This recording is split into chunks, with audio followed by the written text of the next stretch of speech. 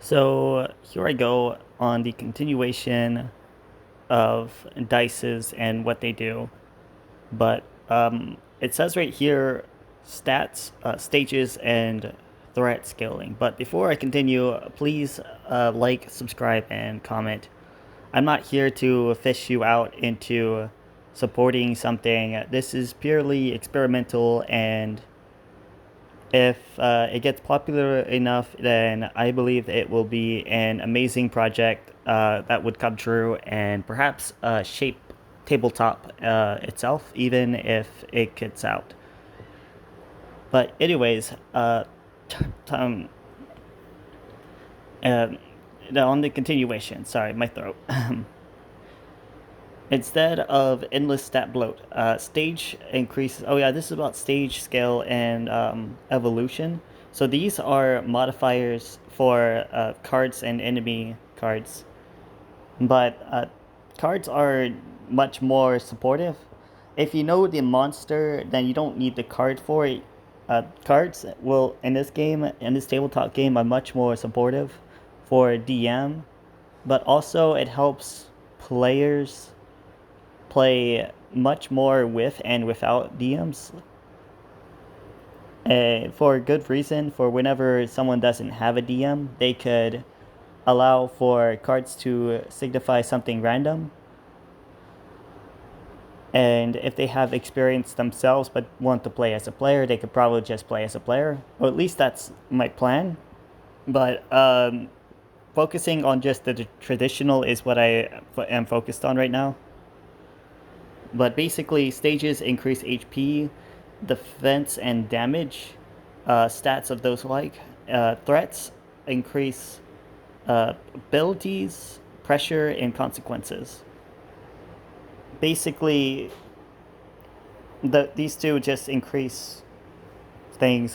Like it's 1 to 10. So if say your party starts out in the beginning, basically level 1, you could have the stage be at 1, or maybe you want stage to the first stage to have more abilities than the last.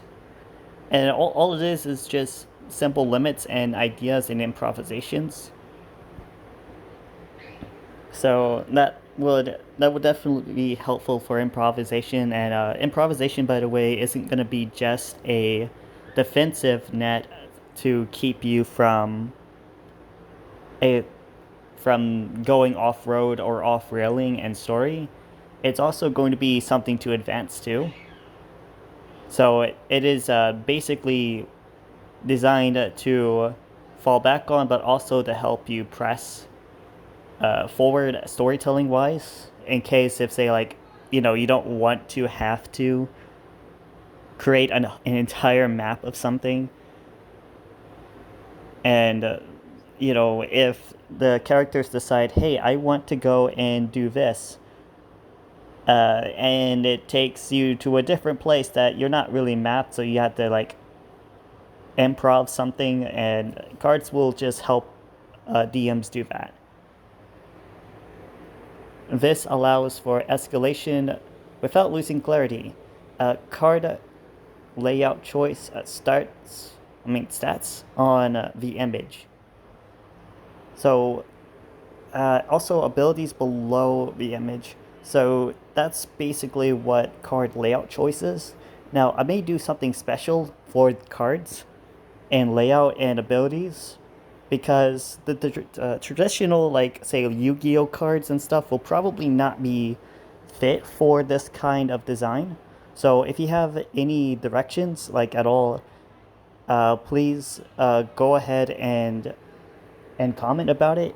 Like I'm open for advice, and I believe that's most likely the reason why it will be best to record and post on YouTube and TikTok and stuff, is for advice, maybe directional. Nothing too technical, and nothing that derails the project into something that it's not. Dungeon Master Framework.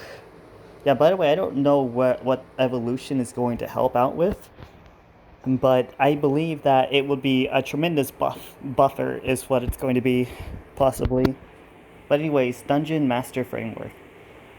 It says that redefined, or I've defined a DM fallback system, which is quietly one of the most strongest ideas here. The three anchors: main campaign, the core direction, side quests, detours that still matter, narrative rests, breathing space when players or DMs are overloaded. This can cycle. So this is what I was talking about here about improvisation, but also simple guidance. I'm not sure what D&D has done and rule sets. I have not read anything about D&D, by the way. I have seen people do campaigns, but I haven't been able to understand what the rule sets are. I feel like there was a lot of reading to be able to figure out D&D, and that's what I'm trying to avoid here with Overtop Fantasy. As a main selling point is that you don't need to read that much, only just go back here and there once you've read it and kind of to try to remember and refresh with short pointers and simple paragraphs and recommendations, and that's what I'm going for. But this 1, 2, and 3 with the anchors are all just good cycles to have, and have small instructions. We'll have small instructions in the guidebook to help out with. If you hear anything in the background, I'm sorry. I'm using a really cheap phone. Like, I'm doing this with zero backing or help, really. So here it is. This acknowledgement acknowledges something most systems ignores. People get tired. Stories still need to move. Yeah, basically, yeah, ChatGPT. Tone and world identity. Overtop Fantasy leans towards mythic futurism. Kinda. This part I'm going to skip because it's still forming, but basically it's going to have a lot of put away RPG mechanics, such as summoning meteor or being able to use that awesome jump that FF9 has. But it's not going to, like, I'm always going to try to add something to make it original, so it doesn't feel like a rehash of something more, I'd say more directly as what, some people do. So I'm going to make it kind of indirect. Say like, oh, it's kind of like Jump from Final Fantasy. Yeah, that move, that one spear person makes. It supports sky cities, gateways, and pirate logic, symbolic geography. Yeah, it's gonna have some sky ships. That's for sure. What Overtop Fantasy really is. At a deeper level, Overtop Fantasy is a language for chaos, a safety net for creativity, a way to externalize instinct, pressure, and narrative rhythm. It doesn't tell you what story to tell. It helps you not lose the story when things break down. So in other words, there's plenty of mechanics and instructions, especially with the dice engine, to be able to make sure that your campaign just stays afloat. And the characters, player characters, just have a way to communicate and understand and be able to lead their own sort of choices and be able to help out with certain things and aspects of their character in a much more simpler format, and helps the DM lead their campaign with relative safety. With pretty much intuitive logic, I'd say. Like, that's like, if you learn what intuitive is, then you may, understand this to be an intuitive learning mechanic or something that explains intuitiveness. But if you, oh yeah, this is the end. So this right here is what Overtop Fantasy is, kinda. Like most part, like I am working on lore.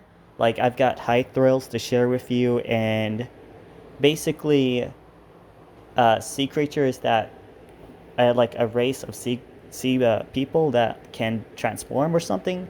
I don't know. It's got its own original taste, so I could imagine it's pretty hard to describe without it getting a bit murky, like swampy or vague. So that's what I'm working on. Um, Also, it's got races that will help players probably a lot more directly be able to forge a path in battle and in campaign, which I'd love to share a lot about is battle and campaign next. So I'll see you later. Oh yeah, like and subscribe and tell me what it is that you want from this sort of tabletop RPG. Bye.